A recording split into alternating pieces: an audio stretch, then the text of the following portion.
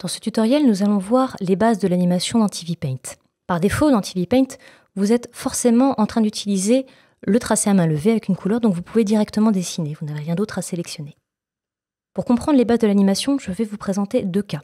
Tout d'abord, je vais animer quelque chose de très simple, en fait, l'accumulation de pattes d'oiseaux qui vont s'afficher un peu comme si un oiseau était en train de gambader dans la neige et qu'on voyait les traces de pattes qui s'affichaient au fur et à mesure.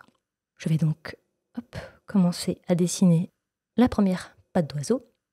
Je vais me déplacer maintenant dans la timeline en utilisant les flèches droite ou gauche du clavier, comme ceci, ou en utilisant le curseur, directement le déplaçant, donc en cliquant sur la barre gris foncé ici. Maintenant le clic, je vais pouvoir me déplacer et me mettre sur l'image suivante. Je vais donc ici continuer l'animation de mes pattes d'oiseau en cumulant les images au fur et à mesure, en utilisant toujours la flèche de droite pour avancer dans la timeline.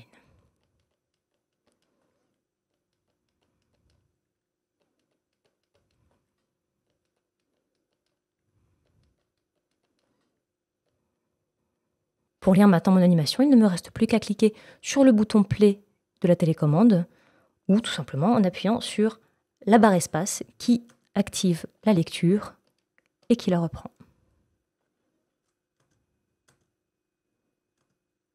Vous pouvez changer le timing d'une animation qui, par exemple ici dans notre cas, elle est lue assez rapidement. On peut changer le timing en cliquant ici sur le framerate.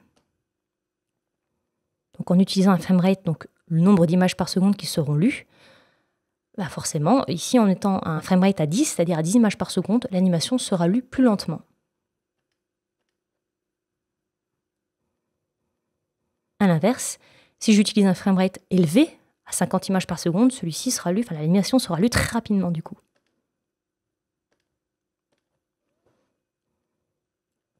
Cependant, faites attention, vous pouvez éventuellement changer le framerate de façon un peu ponctuelle quand vous avez besoin de faire un test à un moment, mais évitez de travailler toujours avec un framerate qui ne correspond pas au framerate du projet. C'est-à-dire que si votre projet a été fait en 24 images par seconde, continuez à travailler en 24 images par seconde.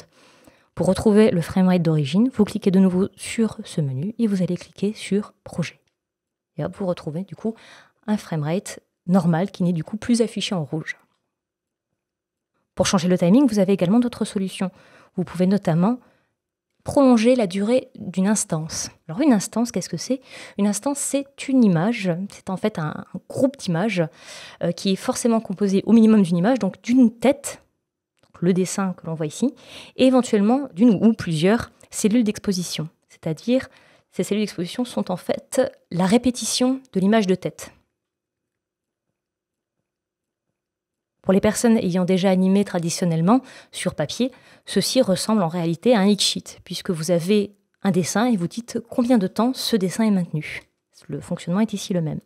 Donc pour prolonger la durée, tout simplement vous cliquez sur le petit carré en bas à droite et vous tirez à droite ou à gauche pour augmenter ou pour réduire. Vous pouvez donc répéter la procédure sur toutes les instances. Donc ici, le petit carré en bas à droite que l'on a appelé la queue de l'instance permet de prolonger la durée de l'instance courante et de pousser les autres. Vous pouvez également utiliser les griffes, qui sont donc les petits carrés en haut à gauche, qui eux permettent de changer le timing entre deux instances, de cette façon, sans pour autant changer le rythme total du calque.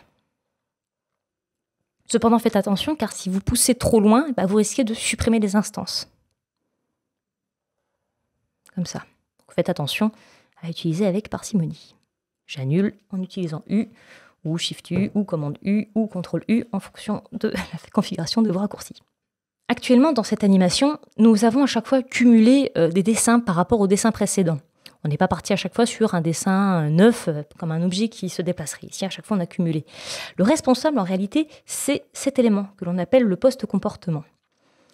Donc le post-comportement, en fait, maintient ce qu'il y avait dans l'image précédente. Et donc forcément, à chaque fois que vous dessinez, je me place ici à l'extérieur du calque, dès que je dessine, tac, ça me rajoute un nouveau dessin et ça garde le contenu du dessin précédent. Ainsi, si je veux éviter ce comportement, notamment si je veux animer par exemple une balle qui saute, j'ai besoin à chaque fois d'avoir un dessin neuf. Je vais donc désactiver le post-comportement et je vais utiliser le mode aucun. Ainsi, dès que je vais me déplacer plus loin sur la timeline et que je fais un nouveau dessin, tac, je pars à chaque fois sur un dessin propre, un nouveau dessin qui ne contient pas ce qu'il y avait dans l'image précédente. Voilà, donc je vais maintenant vous montrer comment animer, non pas cette fois-ci des pattes d'oiseau, mais vite fait une petite balle qui saute. D'avance, je vous prie de m'excuser pour la qualité un peu déplorable de mes animations, n'étant pas animatrice. Voilà, petite balle qui saute, voilà, tout simple. Vous remarquerez cette fois-ci que je me déplace ici dans la timeline et que le post-comportement est en mode aucun, donc je n'ai pas le dessin qui est maintenu. Je vais donc pouvoir activer la table lumineuse en cliquant sur ce bouton. La table lumineuse qui me permet donc de voir ce que j'ai dessiné sur l'image précédente. Ainsi, je vais donc pouvoir continuer mon animation, image par image, et faire ma petite balle qui saute, tout doucement. Voilà. Et je continue à voir ce qui s'est fait dans les images précédentes pour faciliter l'animation.